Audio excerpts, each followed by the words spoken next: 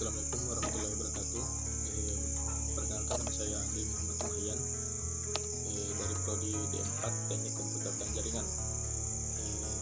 Pada kali ini saya akan membawakan materi switching konsep dan menjelaskan beberapa pertanyaan yang diantaranya itu perbedaan dari routing table dan MAC address table, perbandingan dua metode penulisan frame data pada switching store and forward dan fragment free, perbandingan antara collision domain dan broadcast domain. Baik, langsung saja. Pada pertama itu perbedaan dari routing table dan MAC address table. Routing table berfungsi untuk mengirim paket data dari suatu network ke network lain, sekaligus menentukan jalur terbaik untuk mencapai network tujuan.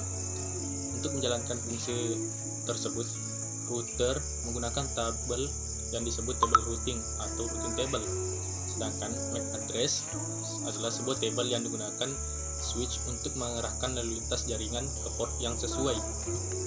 Nah, untuk yang kedua itu perbandingan dua metode penulisan frame data pada switching store and forward dan fragment free.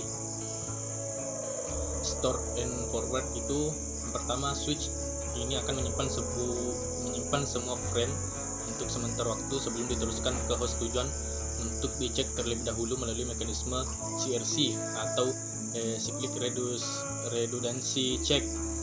Jika ditemukan error, maka frame akan dibuang dan tidak akan diteruskan pada host tujuan. Kedua, switch jenis ini adalah yang paling dipercaya. Ketiga, kelemahannya meningkatkan latency time akibat proses pengecekan fragment free atau modified cut through.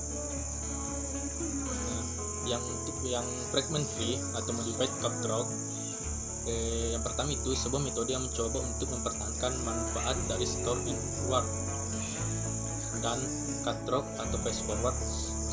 Switch akan memeriksa 64 byte pertama dari frame, di mana informasi pengalamatan disimpan menurut spesifikasi Ethernet. Tabrakan akan terdeteksi selama 64 byte pertama dari frame, sehingga frame yang berada dalam kesalahan karena tabrakan tidak akan diteruskan. Yang kedua, nilai 64 byte ini merupakan jumlah minimum yang dianggap penting untuk menentukan apakah frame error atau tidak. Yang ketiga itu switch ini memiliki performance yang cukup baik dan dapat diandalkan. Yang ketiga itu perbandingan antara collision domain dan broadcast domain.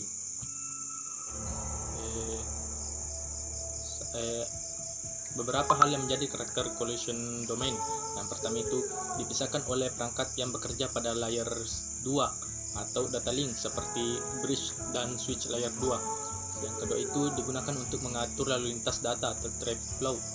Yang ketiga, menggunakan MAC address untuk identifikasi perangkat.